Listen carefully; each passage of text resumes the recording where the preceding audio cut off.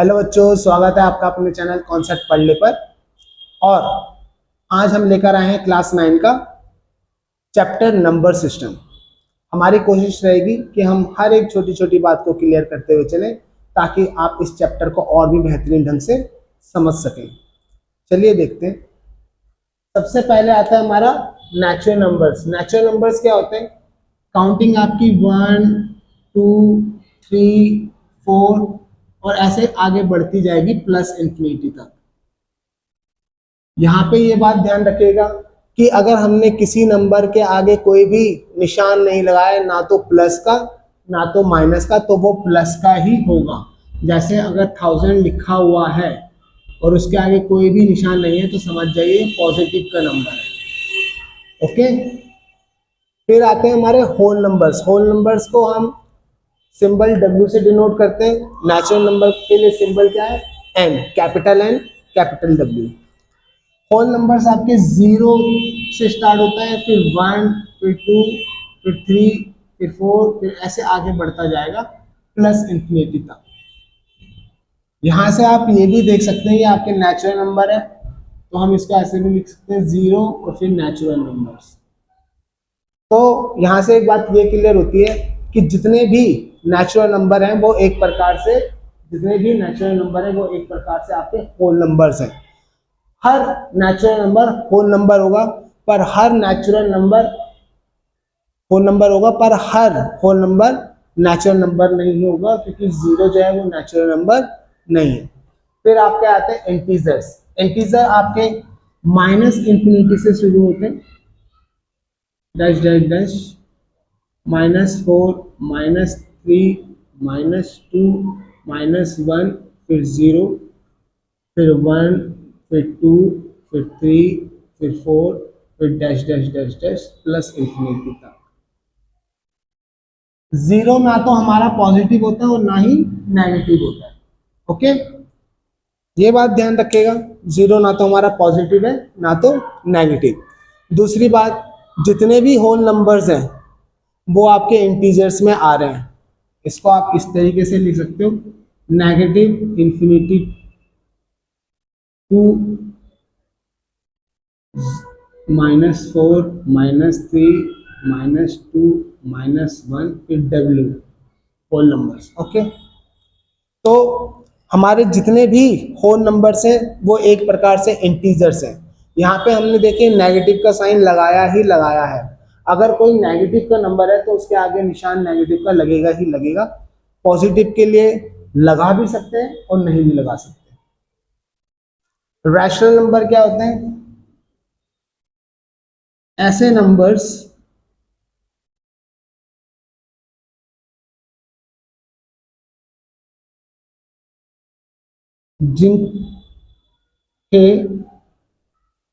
जिन्हें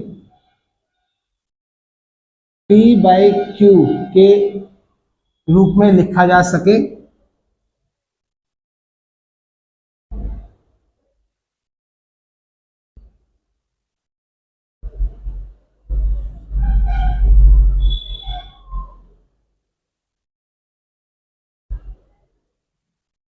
P and Q are integers. P और Q क्या होंगे? इंटीजर्स होंगे। और Q कभी भी 0 नहीं होना चाहिए। Q कभी भी आपका नीचे 0 नहीं आना चाहिए। रैशनल नंबर को हम Q से डिनोट करते हैं। रैशनल नंबर ऐसे नंबर होते हैं जिन्हें P/Q के रूप में लिखा जा सके। P एंड Q आपके इंटीजर्स होंगे, पर Q कभी भी आपका 0 नहीं होगा।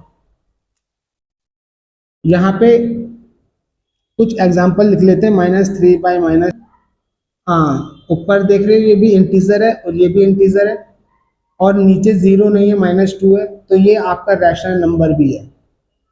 ठीक है, ये आपका क्या है? एक रैशनल नंबर है। 4, अगर सिर्फ 4 लिखा हुआ है तो ये भी आपका रैशनल नंबर है। अगर सिर्फ 1000 लिखा हुआ है ये भी आपका रैशनल नंबर है। आप कह रहे होंगे कि ये P/Q के रूप में तो नहीं लिखा हुआ, तो इतना समझ लीजिए, जितने भी आपके नंबर्स होते हैं, चाहे पॉजिटिव के हो नेगेटिव के हो, अगर उनके नीचे कुछ नहीं लिखा तो उनके नीचे 1 लिखा होता है। अगर उनके नीचे कुछ नहीं लिखा तो उनके नीचे 1 लिखा होता है। 0 ये भी आपका एक रैशनल नंबर है, इसके नीचे कुछ नहीं लिखा तो 1 लिखा हुआ है। हमारा P 0 हो सकता है मगर Q कभी भी 0 नहीं लेंगे, क्योंकि Q की वैल्यू अगर नीचे 0 डाल देंगे तो कुछ इस प्रकार से हो जाएगा। मान लीजिए ऊपर आपका 100 है और नीचे 0, तो इट इज नॉट डिफाइंड, इसकी वैल्यू डिफाइंड नहीं है। ठीक है, 3/2, 7, 9/-2, -4/3, ये सब आपके क्या हैं, रैशनल नंबर्स हैं। रैशनल नंबर क्या होते हैं, क्लियर हो गया। नीचे क्यू नहीं, क्यू जो है कभी भी 0 नहीं होगा, ये भी क्लियर हो गया। ठीक है, बहुत बार आपने पढ़ा है कि कोई नंबर है 4, मान लीजिए 4 के नीचे अगर डिवाइड में 0 है तो उसकी वैल्यू डिफाइंड नहीं होती। पर ऐसा क्यों, आइए इसको थोड़ा आसान शब्दों में समझें। मान लीजिए आपके पास 5 है, उसे आप 2 हिस्सों में बांट रहे हैं, 2 से डिवाइड कर रहे हैं तो 5 2 बराबर हिस्सों में बटेगा। डिवाइड कर देते हैं हम इसके लिए 5 को, 2 2 जा 4, 1 रिमाइंडर आया, पॉइंट लगाए तो 0 आ जाएगा, 2 5 जा 10। तो ये 2 बराबर हिस्सों में बट गया, 2.5 प्लस 2.5 इक्वल्स टू 5 होता है। 2 बराबर हिस्सों में बांटा हमने 5 को। ओके, इसी तरीके से अगर अब हम 6 को 3 बराबर हिस्सों में बांटें, नीचे 3 से डिवाइड कर रहे हैं तो 3 बराबर हिस्सों में बटेगा। डिवाइड का मतलब ही ये होता है कि बराबर हिस्सों में बांटना। तो 6 यहाँ है, 3 यहाँ है, 3 2 जा 6, तो ये आपका 2 इधर आया, तो 3 बराबर हिस्सों में बांटेंगे तो 1 हिस्सा, 2 हिस्सा, 3 हिस्सा, और बराबर जोड़ोगे तो 6 ही आएगा। अब मान लीजिए आपके पास 25 रुपीज है और आप उसे 0 बराबर हिस्सों में बांटोगे। 0 से क्या कर रहे हो, 25 को 0 से बांट रहे हो। 25 रुपीज है और 0 बंदों में बांट रहे हो। बात समझिए, 25 रुपए हैं और 0 बंदों में बांटना है, तो हर बंदे के हिस्से में कितना आएगा। 25 को तो मगर बांट सकते हैं ना हम, 25 को हम 2 बंदों में भी बांट सकते हैं, 3 बंदों में बांट सकते हैं, मगर मैंने कितने बंदों में बांटा, 0 बंदों में। ठीक है, तो मैं 0 से कर रहा हूँ, 0 2 जा 0, 2, फिर 0 2 जा 0, फिर ऐसा करके ये क्या आता रहेगा, यही रिपीट होता रहेगा। आप 0 0 लगाते जाओगे मगर डिवाइड खत्म भी नहीं होगी और डिवाइड हो भी रही है, डिवाइड खत्म भी नहीं हो रही और डिवाइड हो भी रही है। तो इससे हमें क्या पता चलता है कि हम एक फिक्स वैल्यू नहीं निकाल पा रहे। हमने 25 रुपए को 0 बंदों में बांटना है, पर हम ये नहीं बता पा रहे कि 0 बंदे के हिस्से में कितना पैसा आएगा या कितने रुपए आएंगे। तो इसीलिए जब भी कहीं पे भी अपॉन में 0 हो तो उसकी वैल्यू हम लिख देते हैं नॉट डिफाइंड आएगी। ठीक है, तो इसीलिए ज्यादातर जगह पे जहाँ पे नीचे 0 होता है हम हमेशा वहाँ पे क्या लिखते हैं, नॉट डिफाइंड लिखते हैं। आपके रैशनल नंबर वाले चैप्टर में, नंबर सिस्टम में, क्लास 9 के PYQ वाले फॉर्म में लिखते हैं रैशनल नंबर्स को, और Q कभी भी 0 नहीं होना चाहिए इसी वजह से, क्योंकि आपको जब वैल्यू ही नहीं मिलेगी तो आप उसे नंबर लाइन पे कहाँ पे पुट करोगे। आइए अब हम जानते हैं इक्विवेलेंट रैशनल नंबर्स क्या होते हैं। कोई भी रैशनल नंबर ले लीजिए 3/2, अगर मुझे इसका इक्विवेलेंट निकालना है तो मैं क्या करूँगा, 3/2 को न्यूमिनेटर और डिनोमिनेटर एक ही नंबर से मल्टीप्लाई, ऊपर भी 2 से नीचे भी 2 से क्या करूँगा, मल्टीप्लाई कर दूंगा, तो 6/4 आ जाएगा। अब ये जो 6/4 है ये 3/2 के इक्विवेलेंट है। क्या है, 3/2 के इक्विवेलेंट है। इक्वल नहीं है। इक्वल क्यों नहीं है समझाता हूं। जैसे मान लीजिए यहाँ एक रोटी रखी हुई है, इस रोटी को मैंने 4 हिस्सों में डिवाइड किया और आपको ये कलर वाला एक हिस्सा दिया, तो इसे आप क्या कहोगे, 1/4 कहोगे। ओके, अब यहाँ 2 रोटी रखी हुई है,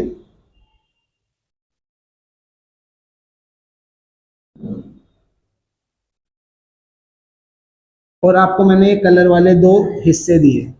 ओके, तो यहां पर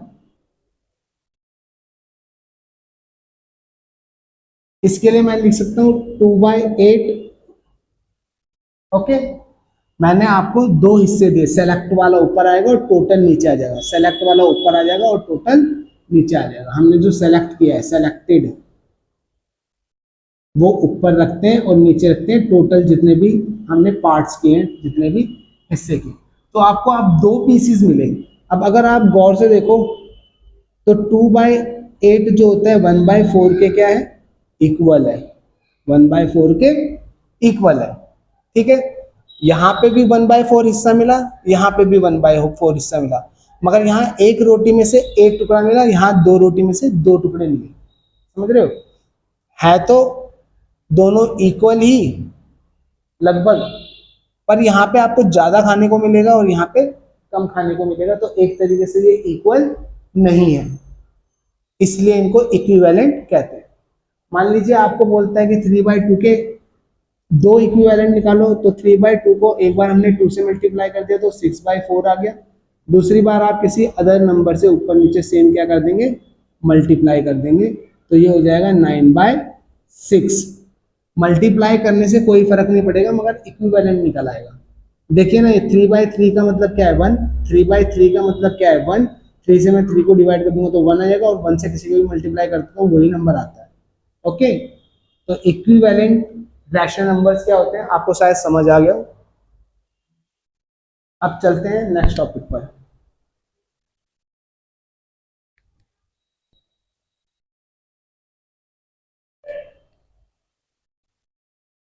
अब हम रैशनल नंबर्स के ऊपर, इक्विवेलेंट जो रैशनल नंबर्स होते हैं उनके आधार से एक क्वेश्चन करेंगे। ठीक है, यहाँ पे ये कह रहा है फाइंड 5 रैशनल नंबर्स बिटवीन, हमको 5 रैशनल नंबर निकालने 1 और 2 के बीच में, 3/5 और 4/5 के बीच में, 5/4 और 2/3 के बीच में। तो सबसे पहले हम सॉल्यूशन 1 का निकाल लेते हैं। 1 और 2 के बीच में, यहाँ पे ये गौर कीजिएगा, ये रैशनल नंबर ही है, इनके नीचे भी 1 है और इनके नीचे भी 1 है। हमें निकालने कितने, 5 निकालने। तो 5 निकालने के लिए हम क्या करेंगे, 1/1 को और 2/1 को 6 से ऊपर नीचे मल्टीप्लाई कर देंगे, इनके इक्विवेलेंट हम रैशनल नंबर निकाल लेंगे। तो ये हो जाएगा 6/6 और ये हो जाएगा 12/6। अब आप देख रहे होगे इन दोनों के नीचे क्या है, एक जैसा डिनोमिनेटर है। यहाँ पे एक जैसा क्या था, डिनोमिनेटर था। अब 6/6 और 12/6 के बीच में हम क्या निकाल लेंगे, 5 रैशनल नंबर। तो 6/6 के बीच में और 6/6 के 7/6 हो जाएगा, 8/6 हो जाएगा, 9/6 हो जाएगा, 10/6 हो जाएगा, 11/6 हो जाएगा। तो ये पूरे 5 है। इसके बाद 12/6 आ जाएगा। पहले आपको जितने निकालने हैं, अगर नीचे डिनोमिनेटर में सेम वैल्यू दी गई है तो आप जितने निकालने को कह रहे हैं उससे एक नंबर ज्यादा से ऊपर नीचे मल्टीप्लाई कर देंगे। फिर ऊपर वाला जो है ये 6 है और ऊपर वाला यहाँ पे 12 है, नीचे वाले दोनों के सेम है। तो 6 के बाद 7 आता है, तो 7/6, 8/6, 9/6, 10/6, 11/6, इस तरीके से निकाल लेंगे। तीसरा क्वेश्चन, दूसरा क्वेश्चन देखते हैं। तीसरा कहाँ आ गया, दूसरा,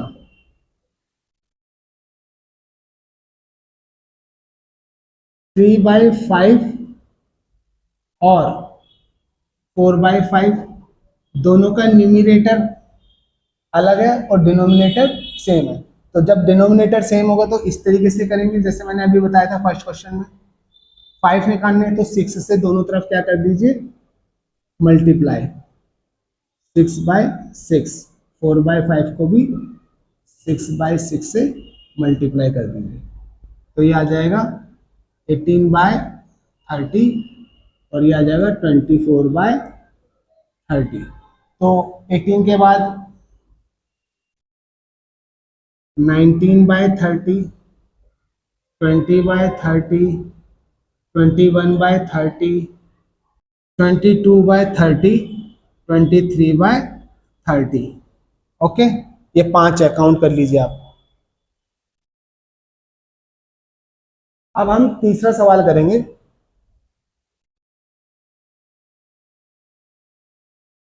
5/4 एंड 2/3 के बीच में हम 5 रैशनल नंबर्स निकालेंगे। यहाँ आप देख रहे हो डिनोमिनेटर 4 है और यहाँ पे डिनोमिनेटर 3 है, अलग अलग है। इससे पहले सवाल में जो हमने 2 सवाल करे थे डिनोमिनेटर सेम थे, यहाँ पे हम डिनोमिनेटर को पहले सेम बनाएंगे। कैसे बनाएंगे? 5/4 को आप इसके डिनोमिनेटर से 3 से ऊपर नीचे मल्टीप्लाई कर दीजिए और 2/3 को इसके डिनोमिनेटर 4 से ऊपर नीचे मल्टीप्लाई कर दीजिए, तो ये बन जाएगा 15/12 और ये बन जाएगा 8/12। ओके, अब नीचे डिनोमिनेटर सेम है, 8 के बाद 9, 10, 11, 12, 13, 14, 15, तो ये तो ऐसे निकाल लेंगे हम। 9/12,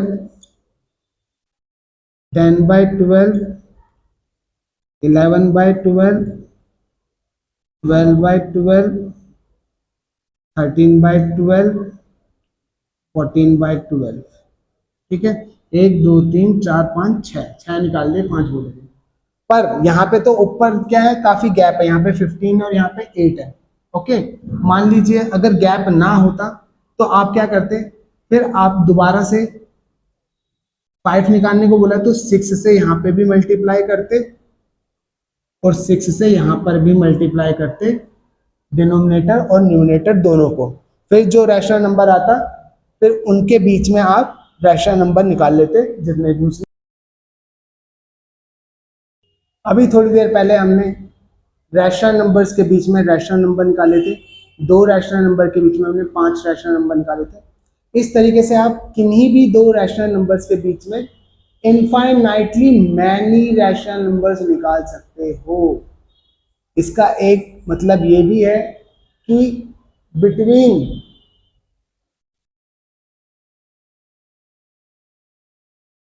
to rational numbers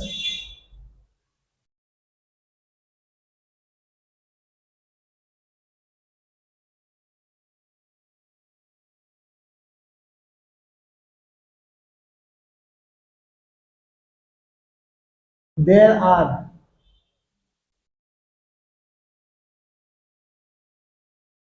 infinitely many rational numbers.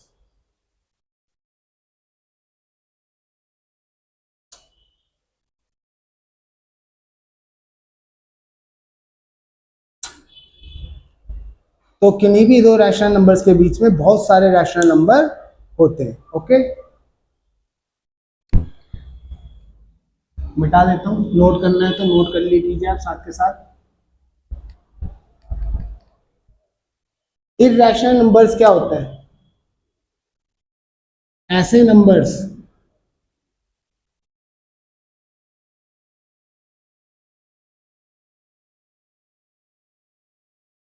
जिन्हें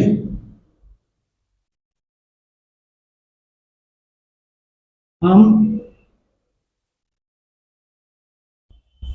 P/Q के रूप में ना लिख सके।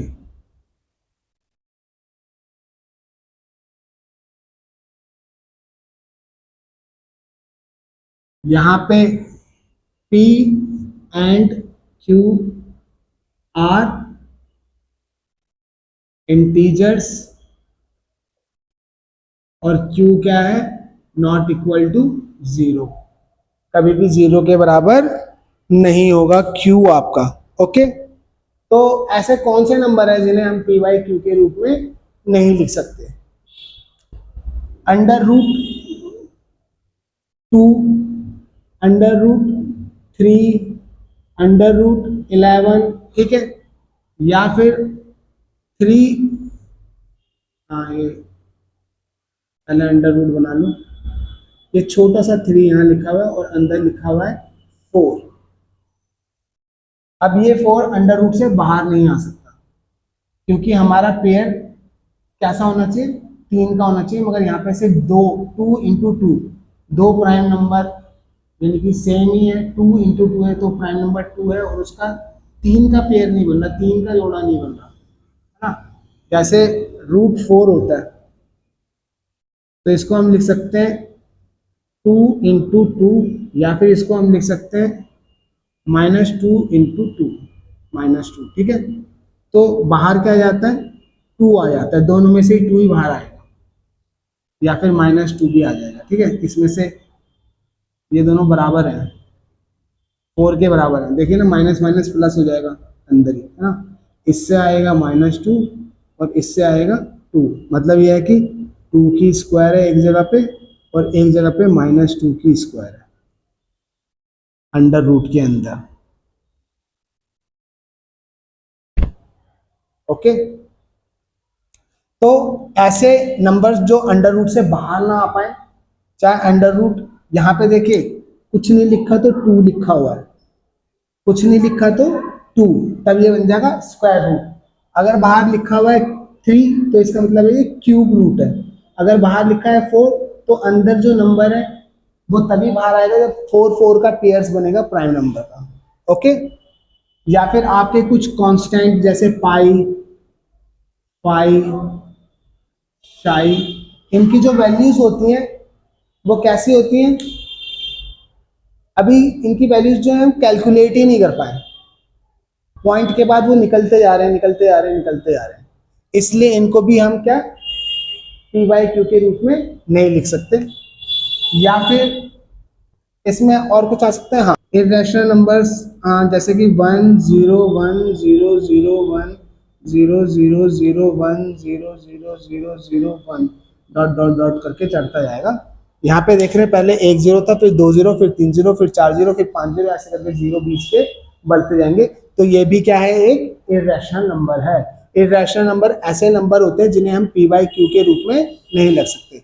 अब देखिए इसे हम पी वाई क्यू के रूप में नहीं लिख सकते। मान लीजिए कोई ऐसा है 1.2 1 2 3 2 4 2 5, ये तो ऐसे चलता जाएगा, है ना। तो हमें नहीं पता कि इसको पी वाई क्यू के रूप में क्या लिखा जाए। ऐसे नंबर्स भी हमारे क्या होते हैं, इरेशनल नंबर्स होते हैं, इरेशनल नंबर्स होते हैं, ये सब हमारे इरेशनल नंबर हैं। अंडर रूट से जब बाहर ना निकल पाए और इस तरीके से कुछ नंबर्स हों कि डेसिमल के बाद कुछ ना कुछ आते जा रहे हैं, डेसिमल के बाद कुछ ना कुछ, ये मान लीजिए 0 पॉइंट है, ठीक है, 0.10, फिर 100, फिर 1000, ऐसे करके ये हमारे इरेशनल नंबर्स होते हैं, इन्हें हम पी वाई क्यू के रूप में नहीं लिख सकते। और क्यू आपका नॉट इक्वल टू 0 होगा और पी और क्यू आपके इंटीजर्स होंगे।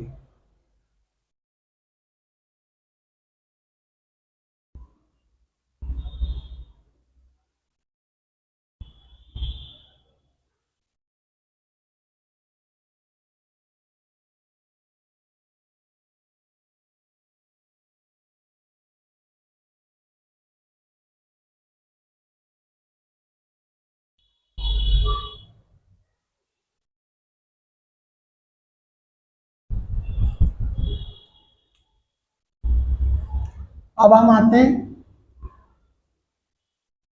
Real numbers.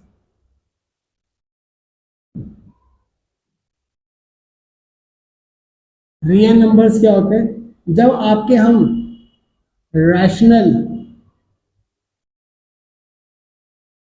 यानी कि rational numbers Q plus irrational number,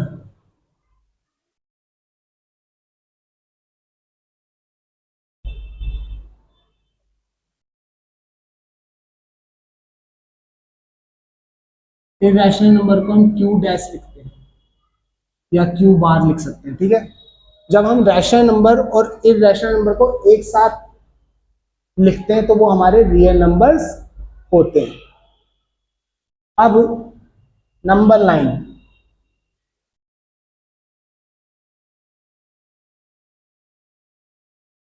number line आप सब जानते ही होंगे, एक लाइन है, इसका मिड पॉइंट क्या है, जीरो। मिड पॉइंट क्या है, जीरो। यहाँ पे 1 2 3 4 5, 1 2 3 4 5, यहाँ पे -1 -2 -3 -4 -5, -1 -2 -3 -4 -5।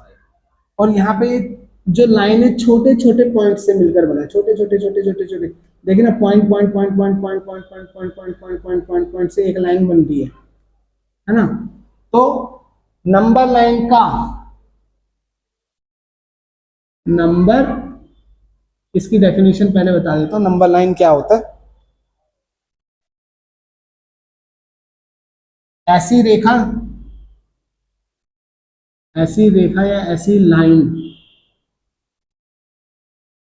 जिसका प्रत्येक पॉइंट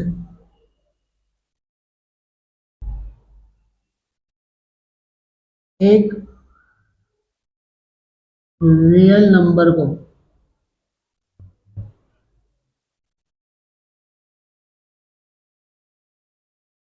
रिप्रेजेंट करे,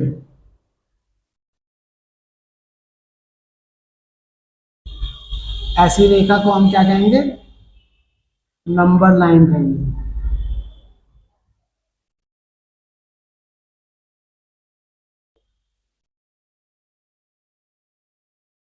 ऐसी लाइन जिसका प्रत्येक पॉइंट एक रियल नंबर को रिप्रेजेंट करे नंबर लाइन कहलाती है या होती है।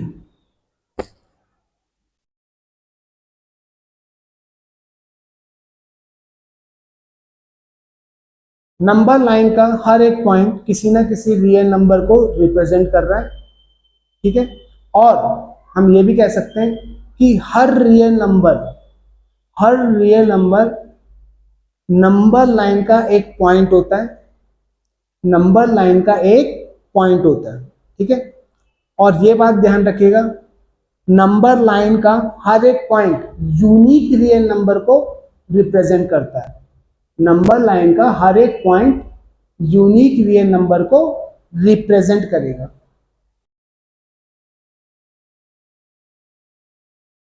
आइए इर्रेशनल नंबर पर एक सवाल देखते हैं। Find irrational number between 1/7 and 2/7, this and this. दो क्वेश्चन हैं, ये रैशनल नंबर है, ये भी रैशनल नंबर है, इनके बीच में हमें इर्रेशनल नंबर्स निकालने हैं।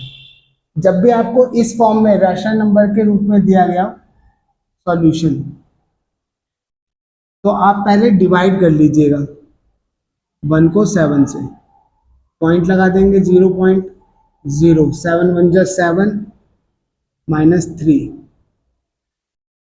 फिर 0 आ जाएगा, 7 4 जा 28 2, फिर 0 आ जाएगा, 7 2 जा 14 6, फिर 0 आ जाएगा, 7 8 जा 56, 4 0, 7 5 जा 35, 5 0, 7 7 जा 49, 1 0। अब ये देखिए 1 0, ये वाली स्टार्टिंग वाली टर्म आ गई, इसका मतलब है ये वाले स्टेप्स दोबारा से रिपीट होंगे। तो हम लिख सकते हैं 1/7 इक्वल्स टू 0.14287 की बार। इस बार का मतलब है जितने नंबर्स के ऊपर बार लगा है उतने से ये रिपीट होता जाएगा। ओके, अब इसको डिवाइड कर लेते हैं 2/7 को। 2/7 को यानी कि 2 अंदर और 7 बाहर। गौर से देखेगा तो 2/7 इसका डबल है, 2/7 इसका डबल है, मतलब इसको हम ऐसे लिख सकते हैं ना 1/7 इंटू 2, तो 2/7 हो जाएगा ना। अब इससे डिवाइड करते हैं, 0 फिर पॉइंट लगा के 0। ओके, 7 2 जा 14, 6 0, 7 8 जा 56, 4 0, 7 5 जा 35, 5 0, 7 7 जा 49, 1 0। अब ये 1 0 आ गया है, तो यानी कि ये वाले नंबर अब रिपीट हो जाएंगे, 1 4 2 1 4 2 8 5 7, और यहाँ से फिर ये रिपीट होता जाएगा। ओके, अब हमारे पास आ गया है 2/7 इक्वल्स टू 0.2857, 142857 की बार। अब हमें इन दो नंबर्स के बीच में रैशनल नंबर निकालने हैं। हाँ, इर्रेशनल नंबर, ये दोनों रैशनल नंबर हैं। ये क्या है? रैशनल। रैशनल जब भी इस तरीके से रिपीट हो रहा हो नंबर, तो समझ जाइए वो रैशनल नंबर है। ठीक है, इस तरीके से होना चाहिए कि कोई नंबर रिपीट हो रहा है। अब ये बड़ा होगा क्योंकि पॉइंट के बाद इसमें फर्स्ट डिजिट बड़ी है और इसमें छोटी है, इसमें 1 है, इसमें 2 है, कैपिटल है। तो 0.2857142857, इसके बाद का हमें एक नंबर लिखना है जो इससे क्या हो, छोटा हो, और 0.142857 इससे क्या होना चाहिए, वो नंबर बड़ा होना चाहिए। ये छोटा है तो इससे बड़ा होगा और ये बड़ा है तो इससे छोटा, तभी इन दोनों के बीच का नंबर निकलेगा। तो हम इससे बड़ा लिख लेते हैं और इससे छोटा लिख लेते हैं कोई भी एक नंबर, 0.1525356 इस तरीके से लिखना है। यहाँ पे रिपीट नहीं होगा, कुछ ना कुछ आता है, 2 3 4 5 6 ऐसे करके डैश डैश लगा दीजिए। यहाँ पे नंबर रिपीट नहीं होते, इर्रेशनल नंबर में नंबर रिपीट नहीं होते, रैशनल में रिपीट होते हैं। एक नंबर ये हो गया, ये देखिए इनके बीच का है। ठीक है, एक नंबर हम और लिख सकते हैं, कुछ भी लिख सकते हैं, 0.16 कर दो आगे, अब 2 5 3 5 6 5 2 3 4 5 6 डॉट डॉट डॉट डॉट कुछ ना कुछ आता जा रहा है। और आप चाहें तो ऐसे कितने ही, अब यहाँ पे 5 की जगह 6 भी कर सकते, 6 कर दिया, 7 कर सकते हो, 8 कर सकते हो, 9 कर सकते हो। यहाँ पे 2 की जगह एक बार हमने जैसे 0.161 कर दिया, फिर सेम ये वाला रिपीट कर दिया, 2 5 3 5 2 5 3 5 कुछ ना कुछ आता जा रहा है। फिर 0.161 था, 2 हो गया, अब 3 कर दिया, 2 5 3 5 डॉट डॉट डॉट कुछ ना कुछ। ये सारे नंबर जो हैं इन दो नंबर्स के बीच में हैं, और ये कैसे हैं, इर्रेशनल है। इर्रेशनल में रिपीट नहीं होगा, कुछ ना कुछ आता जाएगा। जैसे इसमें ये रिपीट हो रहा है वैसे रिपीट नहीं होगा, कुछ ना कुछ आता जाएगा, अलग अलग वैल्यू निकलती है। आप डिवाइड करते रहेंगे, डिवाइड खत्म नहीं है।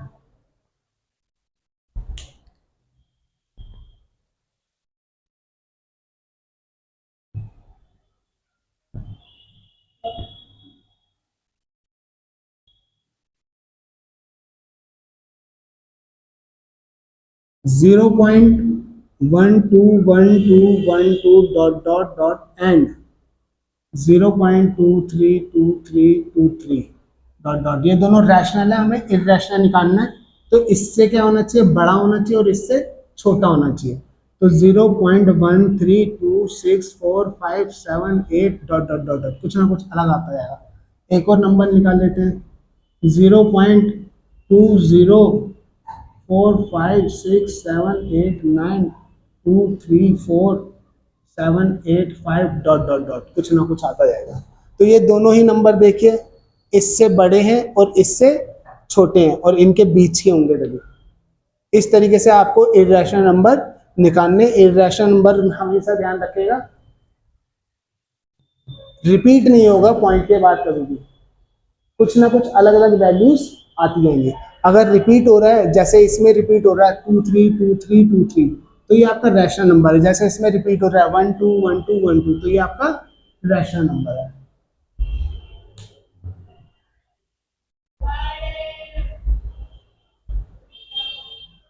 अब हम सीखेंगे कि किस तरीके से √3 √2 √5 √7 √11, यानी कि ये सारे आपके इरेशनल नंबर है। इन इरेशनल नंबर्स को नंबर लाइन पर किस प्रकार से लोकेट करते हैं, तो देखते हैं। सबसे पहले हमें एक लाइन खींचनी होगी, नंबर लाइन।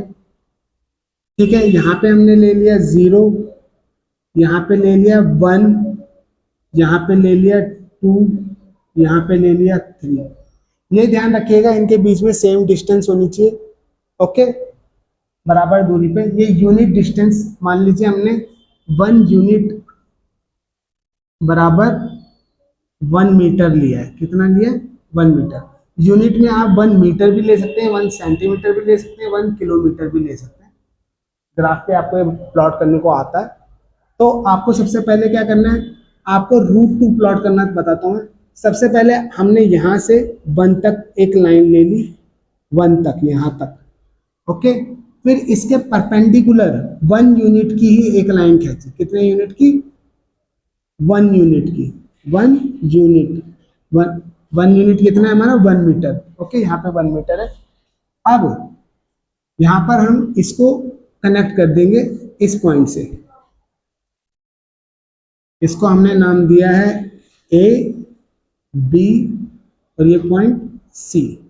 ठीक है, ए बी बराबर 1 मीटर और बी सी बराबर 1 मीटर। In triangle A B C, angle B जो है आपका क्या है? 90 डिग्री का है। तो यूजिंग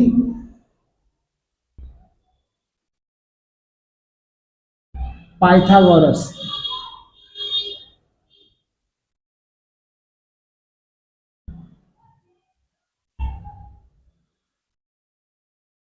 पाइथागोरस थ्योरम लगा देंगे।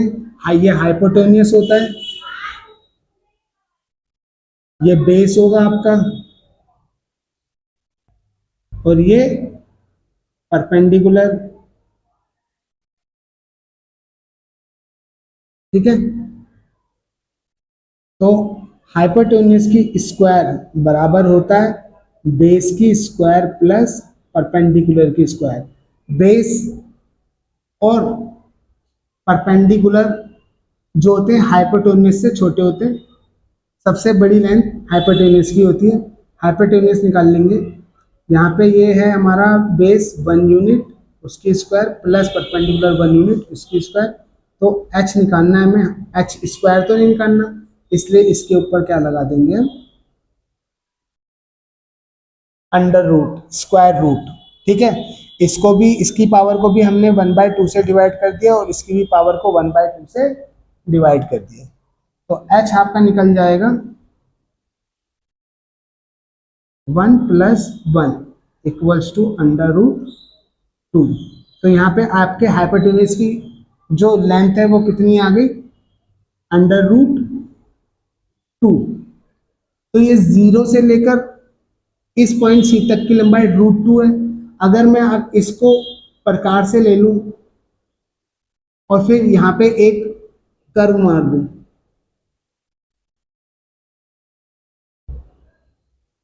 तो ये यहाँ कहीं कटेगा। ठीक है, और यही यहां से लेकर यहां तक की दूरी क्या होगी? √2 होगी, ये वाला पॉइंट।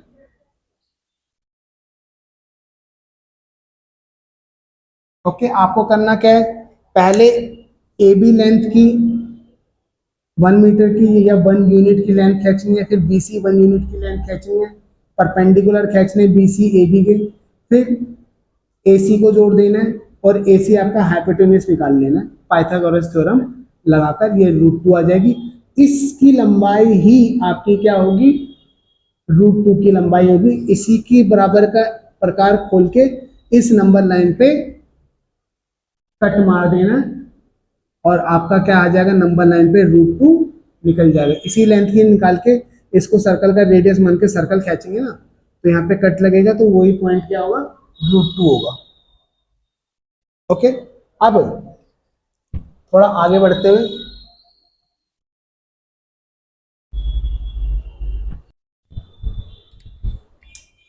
अब हम √3 को प्लॉट करेंगे नंबर लाइन पर। सबसे पहले एक नंबर लाइन खींच लेते हैं, यहाँ पे मान लेते हैं 0 है, यहाँ पे 1 है। ओके, तो आपको इसका नाम दे दिया हमने ए, इसका नाम बी। ए बी बराबर 1 यूनिट। अब हम बी सी खींचेंगे 1 यूनिट की, जो परपेंडिकुलर होगी, बी सी परपेंडिकुलर होगी ए बी के। यहां से ड्रॉ किया 1 यूनिट। फिर कनेक्ट ए सी, इस पॉइंट को हमने सी नाम दिया और ए सी कनेक्ट कर दिया। ये 1 यूनिट थी, ये √2 आ गया था अभी हमारा। अब हम सी डी ड्रॉ करेंगे perpendicular to A C 1 unit. C D कितनी होगी, सी डी भी होगी 1 यूनिट की। ओके, कनेक्ट कर दीजिए, कनेक्ट ए डी, इस पॉइंट का नाम डी है। अब यूजिंग पाइथागोरस, ये 90 डिग्री का है। Okay, angle C equal to 90 degree है, तो हम पाइथागोरस का इस्तेमाल कर रहे हैं। फिर अब हमने इसको भी 1 यूनिट का ड्रॉ किया है, डी सी या सी डी 1 यूनिट। ओके, तो हाइपोटेन्यूस निकाल लेंगे, जो हमारा hypotenuse in triangle A C D hypotenuse क्या निकल जाएगा, P square plus B square equals to, P हमारा कितना है 1 यूनिट और बी कितना है √2। ठीक है, नाम लिखना है तो नाम भी लिख दीजिए, ए सी की स्क्वायर प्लस सी डी की स्क्वायर।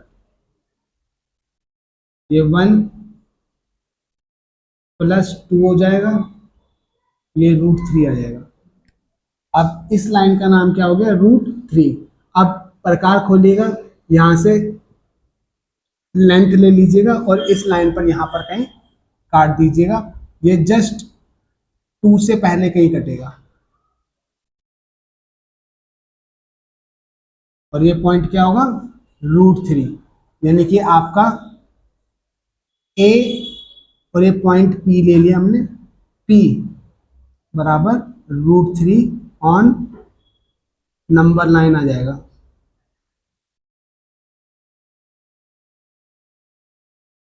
ओके,